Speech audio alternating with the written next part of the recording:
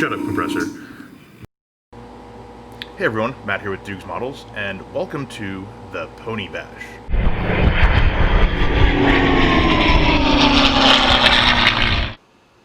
Alright, here we are in Fony Bash 3 and the ongoing build of the Tamiya F51 Mustang. Now I know in Fony Bash 2 I mentioned stopping in to check on the completed cockpit and all that, and the fit of the windscreen before basically moving in with all the rest of the construction, and oops, that did not happen. Rest assured, however, the cockpit is in here under the masking. It did build up pretty much as you would expect from a Tamiya Mustang. Nice and fast. Not all that much that really needs addressing.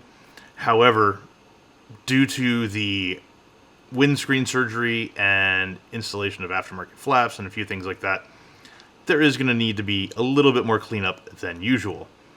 So in this installment, I'm basically going to walk through where this stands now, what needs to happen next, and maybe a little bit of what I'm doing beyond the actual main airframe.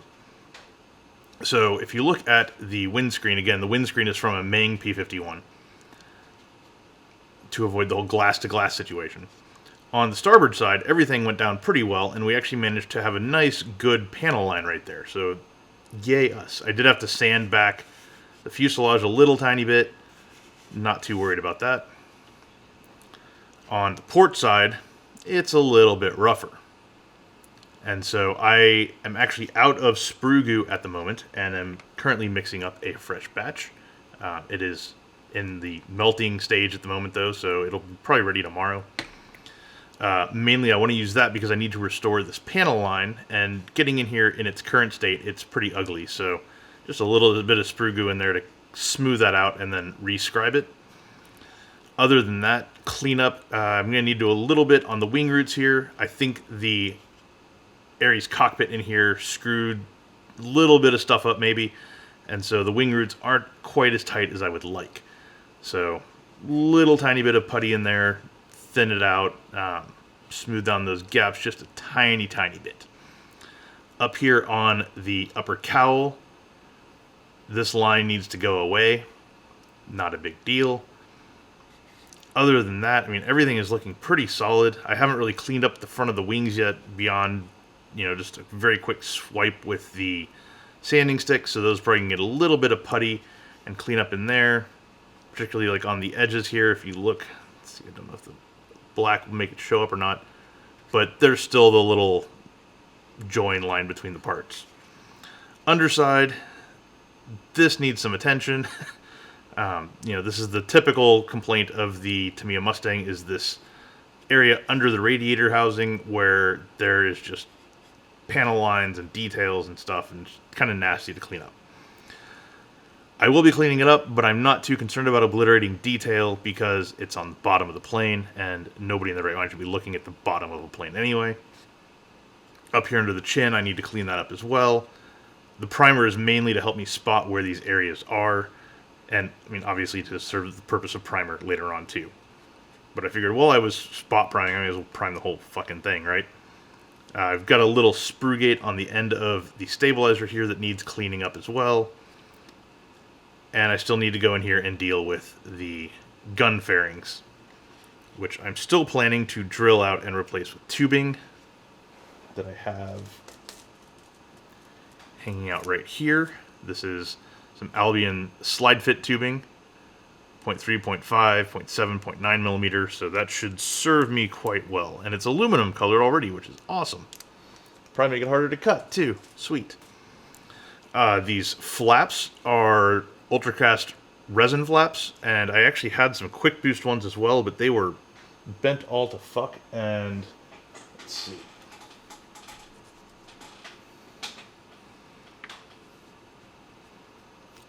So yeah, this is a good example of one. So look at it from that angle, and it is not only bent this way, but if you hold it like this, it's also bent like this way. And yeah, I could straighten that in boiling water, but I had the Ultracast ones too, so they basically won the coin toss. And these win the trash can toss. So other than the airframe, what else do I have going on with the F51? Well, I've been working on a couple things kind of concurrently with the Edward kit. So this is a quick boost spinner. I actually have the Ultracast spinner as well, but it was a little bit small. And if you look at it on the kit, it's hard to see with the black, but basically it's not quite a perfect fit, and from certain angles, like here, you can see it leaves a gap on the bottom, and the quick boost one just doesn't leave as big of a gap, so I'm using it. And on these F51s, at least the one I'm doing, it's painted in aluminum lacquer, but the spinner seems to have been left in bare metal, so I'll be treating this a little bit differently. I've also got some Ultracast exhaust stacks. These are the faired exhaust stacks, so they've got the metal surround. I still need to get in here and actually paint the individual exhaust pipes themselves, and they fit nicely into the openings in the Tamiya kit anyway, so those can come later. To go along with the spinner, I've also got these late wide blade Hamilton standard props. They have been painted up. They're not really weathered or chipped or anything because the reference photo I have for the one I'm building shows these looking really fucking clean. So I guess that's what I'm doing. But they're definitely cool looking props. They have a vastly different profile from the standard Hamilton standard cuffed prop of World War II. And so that gives the Mustang, I think, a much more aggressive looking nose, which will be fun to play with. I've also been working on the main gear, and the struts are not glued in yet, as you can see as it kind of rotates around, but these wheels that have the circumferential tread are from, I believe they're from Cossack. It's a brand I've maybe encountered across eBay a couple times, but I've never actually had any experience with, and they're quite good.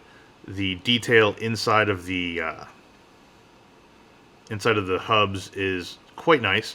They're already drilled out to pretty much the proper diameter for a Tamiya strut axle, but I mean, just look at that. That is really nice detail. And then it's all one piece, so there's no bullshit drop-in inserts to leave gaps or anything like that. I do need to obviously come in here and kind of clean up that little sliver of silver that went over onto the tire, but these things are going to be getting weathered up anyway, so not a big deal. Pretty happy with how these are coming out. On the underside of this thing, instead of masking off the gear bays, I'm taking a page out of the Edward build, and I have basically used some liquid frisket to mask off the gear bays with the gear doors, which means I can also paint the gear doors at the same time.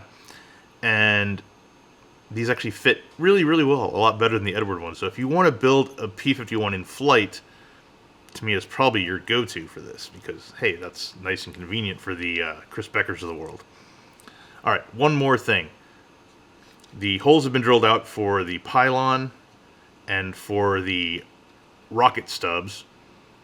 And a fun thing about the rocket stubs, I was actually playing around, the Edward D5 that I've been working on gives you a bunch of HVARs.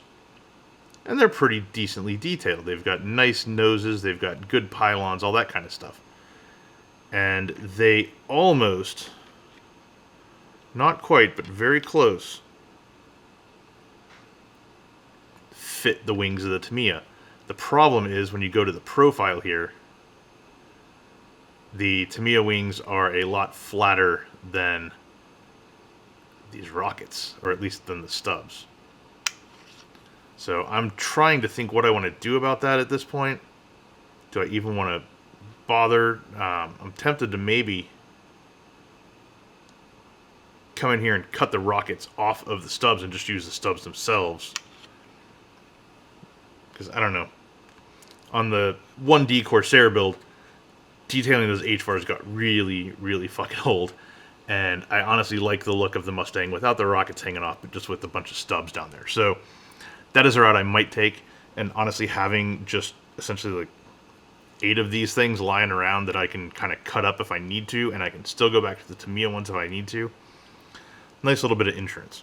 So that is the F51 for now. My next steps are to go in and do the cleanup that I need to, the putty, the sprue goo, the sanding, the rescribing, etc., and get the blast tubes all sorted out. After that, it's time for some paint work. And basically, the scheme for this one is really, really simple. It had a black anti-glare band across the top, not only on the upper cowl and the windscreen, but also the canopy frame, and kind of back here towards the tail. So that's nice because that will allow us to hide some things around here, like the fact that we are going to be using a non-standard canopy, one that doesn't really match the kit. It'll also allow some cool picking out of the really nice surface detail on the Tamiya cowl that is a separate piece from the rest of the fuselage, which Edward should have done. And so I can come in here and pick out some of these fasteners, for example, in silver, because when you look at the reference photos, that really shows up, and it provides a nice little bit of visual interest. The rest of the aircraft is going to be silver lacquer, which will probably mean LP11. And then I'm going to see how I can mess with LP11 by adding different shades and doing a mix of like stencils and maybe some hairspray chipping, or maybe some sponge masking with liquid frisket to just get broken up tones in here, because again, per the reference photos, these ones that served in Korea that were painted got really dirty and really banged up. After that, it's going to be a matter of cutting masks and spraying them. Korea era Mustangs had the markings with the big fuselage codes right here on the side. They had the stars and bars back here with the red little slashes right through the bars. They had USAF written on the wing, and the one I'm doing, the USAF on the wing, is almost completely worn away. So that'll be a fun experiment to see how to pull that off effectively. And of course, because it's Korea, you got to do the big ass shark mouth, which will be a lot of fun to do as well. So I'm really looking forward to getting this thing into paint. And so far, it has been a pretty fun, relatively light build. I would have probably been tearing through it a lot faster if I wasn't working on 2 other aircraft at the same fucking time. But it's nice to be able to kind of jump back and forth. So that is where the Tamiya F51 stands for now, and so I'm going to wrap up the 3rd Fony Bash and get back to modeling and pick it back up here in a little bit, probably right before it's ready for paint. Thanks, and check you later.